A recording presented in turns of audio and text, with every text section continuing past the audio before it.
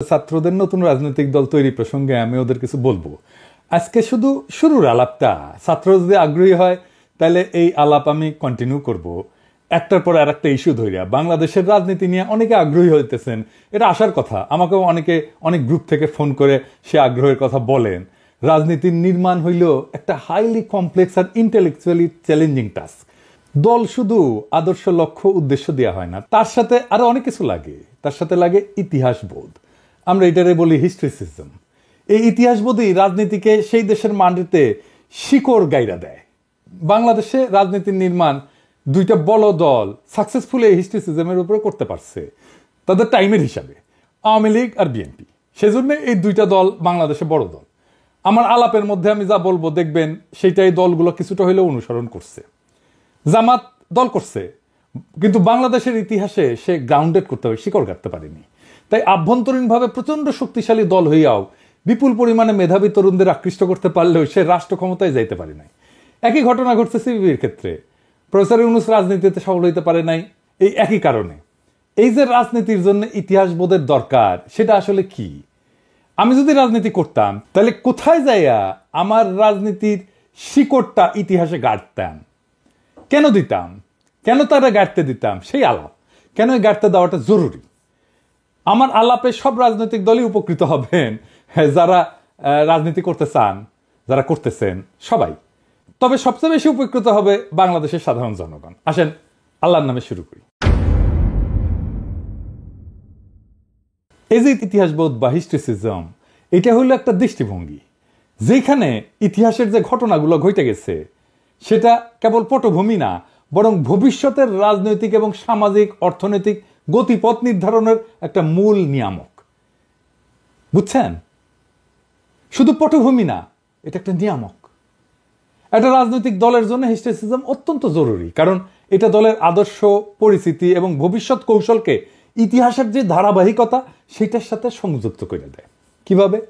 এক নম্বরে হইতেছে সে তার রাজনৈতিক আদর্শের বৈধতা নিশ্চিত করে। যে কোনো রাজনৈতিক দল যখন তার নীতি কর্মপন্থাকে ইতিহাসের প্রবাহের উপরে ভিত্তি কইরা ব্যাখ্যা করতে পারে, তখন তা জনগণের কাছে অনেক বেশি গ্রহণযোগ্য হয়ে ওঠে। ইতিহাস দলকে একটা ধারাবাহিকতা দেয় যা তার অবস্থানকে নৈতিক এবং রাজনৈতিকভাবে শক্তিশালী করে তোলে। দুই নম্বর হইতেছে জাতীয় গর্ব এবং পরিচয় গঠন। একটা জনগোষ্ঠীর ইতিহাস তার আত্মপরিচয়ের ভিত্তি। যখন একটা রাজনৈতিক দল সেই ইতিহাসকে তুলে ধরে এবং তা থেকে গর্বের উপাদান সৃষ্টি করে, তখন জনগণের সাথে সেটা আত্মিকভাবে সংযুক্ত হয়ে যায়। তিন নম্বর হইতেছে ভবিষ্যৎ দিক নির্দেশনা এবং রাজনৈতিক ন্যারেটিভ গঠন। হিস্ট্রিসিজম কেবল অতীত ব্যাখ্যা করতেই সাহায্য করে না, বরং তা ভবিষ্যতের দিক নির্দেশনা নির্ধারণে একটা ভূমিকা রাখে। একটা সফল রাজনৈতিক দল তার অতীত সংগ্রাম, বিজয় এবং চ্যালেঞ্জগুলোকে নতুন প্রজন্মের কাছে এমনভাবে উপস্থাপন করে যে তারা বর্তমান এবং ভবিষ্যতের সমস্যাগুলোকে ঐতিহাসিক যে ব্যাখ্যা সেটার মাধ্যমে বুঝতে পারে। এবার আসেন দেখি কিভাবে হিস্ট্রিসিজম রাজনৈতিক গল্পকে সংজ্ঞায়িত করে এবং জনগণকে সংযুক্ত করে। এক নম্বর হইতেছে সে ঐতিহাসিক প্রতীক এবং নায়ক তৈরি করে।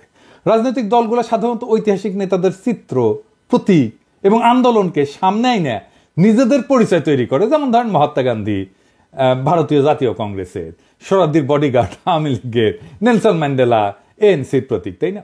এই ঐতিহাসিক ব্যক্তিত্বরা শুধু অতীতের চরিত্র না, বরং তাদের সংগ্রাম ও আদর্শ দলের বর্তমান রাজনৈতিক অবস্থানের নৈতিক ভিত্তি হয়ে ওঠে।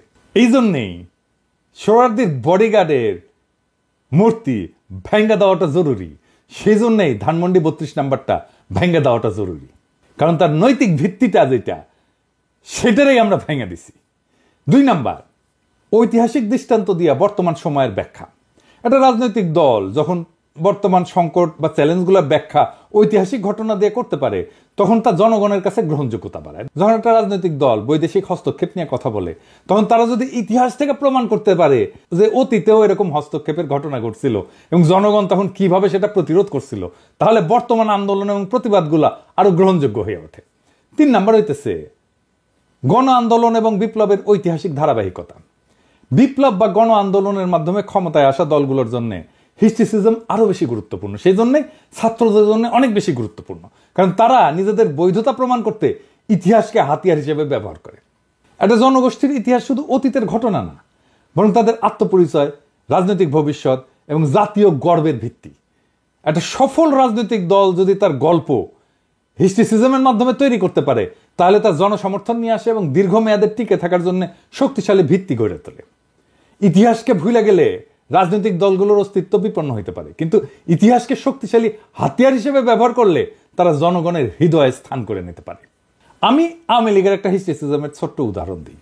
কেন মুজিব, রবীন্দ্রনাথ ঠাকুর, সোনার বাংলার সাথে আওয়ামী বাকশালী ন্যারেটিভের একটা যোগসূত্র আছে, আর কিভাবে এই কালচারাল ন্যারেটিভ আওয়ামী লীগ আর ইন্ডিয়া খুব কৌশলে তৈরি করছে।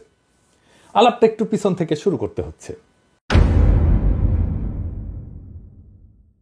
আমার ফুলকুমারী যারা পড়ছেন তাদের মধ্যে আমাদের মেডিকেল কলেজের এক ছোট ভাই এখন আয়ারল্যান্ডে থাকে, ওইখানে শিক্ষকতা করে। সে খুব একটা ইন্টারেস্টিং কথা বলছে বইটা পড়ে রিভিউ কইরা। সেটা হইতেছে বইটার মধ্যে একটা মেলানকলি, বাংলায় যেটাকে বলে অন্তর্গত গভীর বেদনা আছে। মানে বইটা পড়লে এই বেদনাটা আপনি টের পাবেন। সেটা কি সেটা বুঝতে পারা যায় না। ও বলতেছে এটা ঠিক কথা বলছে সে। আমার যে সার্চ, বাংলাদেশের মানুষের ঐতিহাসিক অন্তর্গত গভীর বেদনার খোঁজ করা। কেন করি? কারণ আপনার যদি জাতিগতভাবে অন্তর্গত গভীর বেদনা না থাকে তাহলে আপনি নতুন কিছু সৃষ্টি করতে পারবেন না। আমাকে কলকাতার একটা পত্রিকা ইন্টারভিউ করছিল 5ই আগস্টের পর। আমি বলছিলাম যে দেখেন, আমাদের ভাষা এক, 47 সাল পর্যন্ত আমাদের ইতিহাস এক, খাবারও এক, আমরা একই খাবার খাই, পরিবেশ এক, ওয়েদার একই রকম, পোশাক আশাক একই রকম, তাও কেন আপনারা আমাদের থেকে রাজনৈতিকভাবে আলাদা জানেন? বলতে পারেন না উনি। আমি বললাম যে আমরা মাঝে মাঝে বিস্ফোরিত হই, আপনারা কেন হন না জানেন? কারণ আপনাদের অন্তর্গত গভীর বেদনার কোনো বোধ নাই, আপনারা জাতিগতভাবে সেটার সাথে কানেক্ট করতে পারেন না, তাই আপনার মধ্যে পরিবর্তনের যে তীব্র আকাঙ্ক্ষা সেটা জাগে না। এই গভীর বেদনার বোধটা নিয়ে আরেকটু আলাপ করি, তাহলে বুঝতে সুবিধা হবে। আর এই আলাপটা করলে বুঝতে পারবেন যে কেন আওয়ামী লীগ আর ফিরতে পারবে না। মার্কেটিং এ একটা ধারণা আছে, আপনারা তো জানেন আমি আসলে মার্কেটিং এর লোক আর কি। সেটা হইতেছে অ্যাভয়েড পেন থিওরি, যন্ত্রণা বা কষ্ট থেকে দূরে থাকার তত্ত্ব। এটার উপরে ভিত্তি করে আমরা মার্কেটিং এ পণ্যের চাহিদা তৈরি করা ভোক্তাদের কাছে যাই আর কি। এই ধারণাটার উৎপত্তির একটা খুব ইন্টারেস্টিং ইতিহাস আছে। পেইন অ্যাভয়েডেন্স বা অ্যাভয়েড পেন এই ধারণাটা মূলত মনোবিজ্ঞান এবং অর্থনীতির গবেষণা থেকে আসছে, যা মানুষের সিদ্ধান্ত গ্রহণের ক্ষেত্রে খুব গুরুত্বপূর্ণ ভূমিকা রাখে। এর মূল ভিত্তি আছে একটা থিওরিতে, নাম হইতেছে প্রসপেক্ট থিওরি। 1979 সালে 2 নোবেল বিজয়ী অর্থনীতিবিদ, একজন হচ্ছে ড্যানিয়েল কাহেমান আর এমস ভেরেস্কি, এই তত্ত্বটা তৈরি করে। তাদের মতে মানুষ লাভের আকাঙ্ক্ষা থেকে ক্ষতি এড়াইতে বেশি আগ্রহী। ধরেন কারো 100 টাকার অর্জন করতে চাওয়ার আগ্রহের চাইতে সে আরো বেশি উদ্বিগ্ন থাকবে 100 টাকা হারানোর সম্ভাবনা নিয়ে। এই ধারণাটাকে বলে লস অ্যাভারশন, যা মার্কেটিং এর এই অ্যাভয়েড পেইন কৌশলের ভিত্তি হিসেবে ব্যবহার করা হয়। মানুষ এমনভাবে সিদ্ধান্ত নেয় যেন তার বেদনা বা ঝুঁকি এড়াইতে পারে সে। এই মনস্তাত্ত্বিক প্রবণতা ব্যবসায়ীরা মার্কেটিং বিশেষজ্ঞরা পণ্যের চাহিদা তৈরির জন্য ব্যবহার করেন। এই তত্ত্ব বলতেছে যে মানুষ সুখ বা লাভ পাওয়ার চাইতে কষ্ট বা ক্ষতি এড়াইতে বেশি গুরুত্ব দেয়। যদি কোনো পণ্য বা সেবা কোনো কষ্ট বা সমস্যার সমাধান করতে পারে তবে তার চাহিদা বৃদ্ধি পায়। ধরেন আপনি বললেন যে আমি ধন ধান্যে পুষ্পে ভরে দেবো আপনাদের ভবিষ্যৎকে, আর আমি বললাম ওই যে মনে আছে না তোমাকে যে অপমান করছিল, তোমার যে জমি কাইরা নিছিল, ওই যে তোমার দাড়ি টুপি দেখলে জঙ্গি বানায় গুম কইরা দিত, ক্রস ফায়ারে দিত, ওই দিন আর ফিরবে না, আমরা এটার প্রতিশোধ নেব, আমরা এমন ব্যবস্থা করবো ওই দিন আর ফিরবে না। পাবলিকে আমার কথা শুনবে, আপনার ধনধান্যের কথা শুনবে না। আমরা ন্যারেটিভ ইউজ করি চিরস্থায়ী বন্দোবস্তের সময় আমাদের পূর্বপুরুষদের জমি হারানোর ইতিহাসে। আমি বারে বারে বলি, দেখছেন না সেই গল্প বলি এই জন্য যে ইন্ডিয়া কখনো আমাদের দেশে পিপল টু পিপল রিলেশন তৈরি করতে পারে নাই। কারণ আমার জনগোষ্ঠীর কালেকটিভ মেমোরিতে আসছে পশ্চিমবঙ্গের হিন্দু জমিদারদের হাতে জমি হারানোর বেদনার কথা। ইন্ডিয়া কিছু করতে আসলেই তার মনে হয় আবার আসতেছে রে সেই আমার জমি কাইরা নিতে, সে ফেরত হয়ে যায়। আওয়ামী লীগ এই ন্যারেটিভ নেয় নাই, কারণ সে নিতেও পারবে না, নিলে তো আর ইন্ডিয়ার সাথে তার বিয়া শাদী হয় না, তাই না, নিকা শাদী হয় না। সে নিচে রবীন্দ্রনাথ থেকে, তার ন্যাশনালিজমের ন্যারেটিভের শুরু নিজের উপরে ঘৃণা থেকে বা আত্মঘৃণা থেকে। ওই যে গোবিন্দনাথ বলছে না, 7 কোটি বাঙালি রেহে মুগ্ধ জননী, রেখেছ বাঙালি করে মানুষ করনি। তার মানে আমরা মানুষ না। আর সরদির বডিগার্ড 10ই জানুয়ারি এসে বলল, কবিগুরু আজ তোমার বাণী মিথ্যা প্রমাণিত হয়েছে, বাঙালি আজ মানুষ হয়েছে, বাংলাদেশ স্বাধীন হয়েছে। কে করলো স্বাধীন? মুজিব।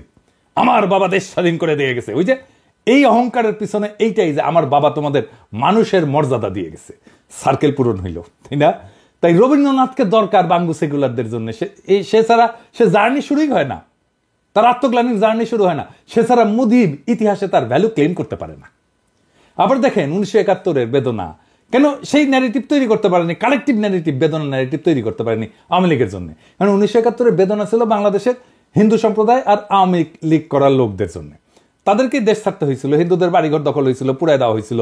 এই কারণেই আওয়ামী লীগ আর হিন্দু সম্প্রদায় ওই বেদনার সাথে কানেক্ট করতে পারে। ওদের আওয়ামী লীগ করার কারণও এইটা। কিন্তু বাকি দেশের লোকের কাছে সেইটা কোনো গভীর বেদনা ইভোক করেনি। তাই মুক্তিযুদ্ধের ন্যারেটিভ আওয়ামী লীগে ফেল করছে। এবার আসেন আমরা দেখি ইতিহাসের কোথায় আমি আমার নতুন রাজনীতিকে নোংর করাইতে চাই, আর কেনই বা করাইতে চাই। আমাদের ইতিহাসের নোংর হওয়া উচিত 12 ভূঁইয়ার সময়, আর ইতিহাসের নায়ক হওয়া উচিত ঈসা খাঁ। ঈসা খাঁ ছিলেন বাংলার 12 ভূঁইয়াদের অন্যতম প্রধান নেতা, যিনি 1600 শতকের শেষার্ধে মুঘল সাম্রাজ্যের বিরুদ্ধে স্বাধীন প্রতিরোধ গড়ে তুলছিলেন। তিনি মূলত ভাটির অঞ্চলের লোক ছিলেন। এই ভাটির অঞ্চলটা কোনটা কোনটা? ব্রাহ্মণবাড়িয়া, কিশোরগঞ্জ, ময়মনসিংহ, নরসিংদী এবং সুনামগঞ্জ। এবং এই অঞ্চলে শক্তিশালী প্রতিরোধ গড়ে তুলছিলেন। ঈসা খাঁর প্রধান ঘাঁটি ছিল ভুলুয়া, এই বর্তমান নরসিংদী এবং ব্রাহ্মণবাড়িয়া অঞ্চলে, এবং বজ্রপুর বর্তমান কিশোরগঞ্জ এবং নেত্রকোনা অঞ্চলে। নামটা কি সুন্দর দেখেন, বজ্রপুর। ঈসা খাঁ কিন্তু কিং ছিলেন না, মানে রাজা ছিলেন না, ছিলেন ভূস্বামী জমিদার। কিন্তু সে এমন একটা ফেডারেল স্ট্রাকচার গড়ে তুলছিলেন আদার ভূস্বামী, অন্য ভূস্বামীদের নিয়ে, যা মাইটি মোগলদের নাস্তানাবুদ এবং পরাজিত করতে পারছিল। এটাই হইতেছে আমাদের আদি রাষ্ট্র ভাবনা। শুধু তাই না, আমাদের মিলিটারি মাইটের শক্তির প্রতীক। 12 ভূঁইয়ার মধ্যে ছিল হিন্দু মুসলমানের এক অদ্ভুত ঐক্য। সেখানে ঈসা খাঁর সাথে যুদ্ধ করতেছে কাঁধে কাঁধ মিলায় রাজা কংসনারায়ণ ভৌমিক। ঈসা খাঁর রাজধানীর একটা গুরুত্বপূর্ণ অঞ্চল ছিল সোনারগাঁ। এটা প্রশাসনের কেন্দ্রবিন্দু না হইলেও বাণিজ্যিক এবং কৌশলগত কারণে গুরুত্বপূর্ণ ছিল, এবং এই সোনারগাঁ এখন ইনট্যাক্ট আছে। আর গফরগাঁ বর্তমান ময়মনসিংহ জেলা ঈসা খাঁর শাসনাধীন অঞ্চলের মধ্যে পড়তো, এবং এইটা তার প্রতিরক্ষা কৌশলের একটা গুরুত্বপূর্ণ অংশ ছিল। আমাদের তারুণ্যে আমরা জানতাম গফরগাঁয়ের মানুষ দুর্ধর্ষ সাহসী, ঠিক না? আমি ভাবতাম কেন? ঈসা খাঁর প্রধান প্রতিরক্ষা ব্যবস্থা ছিল ভাটি অঞ্চলের জলাভূমি এবং নদীগুলোর সুবিধা ব্যবহার করা। গফরগাঁও ছিল মোগর ভাটির দুর্গ অঞ্চল এবং ব্রহ্মপুত্র নদের সংযোগস্থলে অবস্থিত, যা সামরিক এবং কৌশলগত এলাকা ছিল। গফরগাঁও নদী বেষ্টিত এলাকা হয়, এটা তার প্রতিরক্ষা কৌশলের অংশ ছিল, এবং এখানকার স্থানীয় জমিদাররা তার পক্ষে লড়াই করছিল। তার মানে গফরগাঁয়ের আজকের জনগণ ঈসা খাঁর সৈনিক, ঈসা খাঁর বাহিনীর অংশ। এই গফরগাঁয়ের লোকেরাই ছিল ঈসা খাঁর বাহিনী। এরা সাহসী হবে না তো কে সাহসী হবে? আজকে দেখেন না ব্রাহ্মণবাড়িয়ার লোকেরা ডেঞ্জারাস সাহসী, আরেকটা অঞ্চল। এই অঞ্চলের সাথে ঈসা খাঁর যোগসূত্র তো বলছি, আসেন আরো একটু বিস্তারিত দেখি। ব্রাহ্মণবাড়িয়া ছিল ঈসা খাঁর সামরিক ঘাঁটির অংশ। ব্রাহ্মণবাড়িয়ার যে সংলগ্ন এলাকা, যেমন সরাইল, আশুগঞ্জ, নবীনগর, নাসিরনগর, তার প্রতিরক্ষা কৌশলের, তার ক্যান্টনমেন্টের অংশ ছিল। মোগলদের অগ্রসর হওয়া থাকাতে তিনি এইখানকার নদী এবং জলাভূমিকে কৌশলগতভাবে ব্যবহার করছিলেন। আর এই সরাইল উপজেলা ছিল ঈসা খাঁর অন্যতম প্রতিরক্ষা ঘাঁটি, এবং সে সরাইলে অবস্থান করেই মোগলদের বিরুদ্ধে যুদ্ধ পরিচালনা করতেন। আর মোগল বাহিনী যখন বাংলায় আগ্রাসন শুরু করে, তখন ব্রাহ্মণবাড়িয়ার আশেপাশে অনেকগুলো যুদ্ধ সংঘটিত হয়। এই যুদ্ধগুলো করছিল ব্রাহ্মণবাড়িয়ার লোকেরা। ঈসা খাঁর নৌবাহিনী ব্রাহ্মণবাড়িয়ার নদীগুলোতে কৌশলগতভাবে মোতায়েন করা ছিল, যাতে মোগলদের অগ্রযাত্রা বাধাগ্রস্ত হয়। একবার তো মানসিংহের নেতৃত্বে মোগলরা আসছিল, ইসলাম খানের নেতৃত্বেও মোগল বাহিনী আসছিল, চূড়ান্ত অভিযান চালাইছিল। তখন ব্রাহ্মণবাড়িয়ার আশেপাশের দুর্গ এলাকাগুলোতে প্রচন্ড লড়াই হয়, এবং এই লড়াইগুলো করে ব্রাহ্মণবাড়িয়ার লোকেরা। ঈসা খাঁর বাহিনীর বংশধরেরাই আজকের ব্রাহ্মণবাড়িয়ার জনগণ। এবার বুঝেছেন আমার গফরগাঁও আর ব্রাহ্মণবাড়িয়ার ক্ষুদ্র ভ্রাতা আর ভগিনীরা, আপনারা কার উত্তরাধিকার, কোন বীরের রক্ত আপনাদের ধমনীতে প্রবাহিত হইতেছে। আর আমি বাংলাদেশের আর্মি চিফ হইলে বাংলাদেশের প্রধান ক্যান্টনমেন্টের নাম রাখতাম বজ্রপুর বা ঈসা খাঁ। শেখ রাসেল ক্যান্টনমেন্ট না, আমি দুইটা পৃথক রেজিমেন্ট করতাম, গফরগাঁও আর ব্রাহ্মণবাড়িয়া। ওই দুই অঞ্চলের আগুন বরাবর পোলাপানদের নিতাম ওই রেজিমেন্টে, ওদের যুদ্ধে যাইতে হইতো না। গফরগাঁও আর ব্রাহ্মণবাড়িয়া রেজিমেন্ট আসতেছে এটা শুনলেই কাপড় নষ্ট হইয়া পালাইতো শত্রুরা। আমি কোনো নতুন রাজনৈতিক দল করলে প্রথম কমিটি ঘোষণা করতাম ব্রাহ্মণবাড়িয়া আর গফরগাঁও। আমার সবচেয়ে শক্তিশালী মিলিটেন্ট সংগঠন হইতো এই দুই জায়গায়। আমি ঈসা খাঁর যে রাজত্বের এলাকা নেত্রকোনা, ময়মনসিংহ, কিশোরগঞ্জ, দইয়া, এই অঞ্চলগুলোতে প্রথম সংগঠনটা তৈরি করতাম। ঈসা খাঁ হয়তো আমাদের আইকন। সোনারগাঁ এখনো বর্তমান, আমরা সহজেই সেই ইতিহাসের সাথে কানেক্ট করতে পারতাম। আমরা সোনারগাঁওকে মেটিকুলাসলি রেস্টোর করতাম, দেখাইতাম এইটা ছিল তোমার ইতিহাস, এইটা তোমার ঐতিহ্য। মানুষ যাইতো, ধরে দেখতো। সিনেমা, নাটক, কবিতায় আমার এই গৌরব গাথা রচিত করতাম।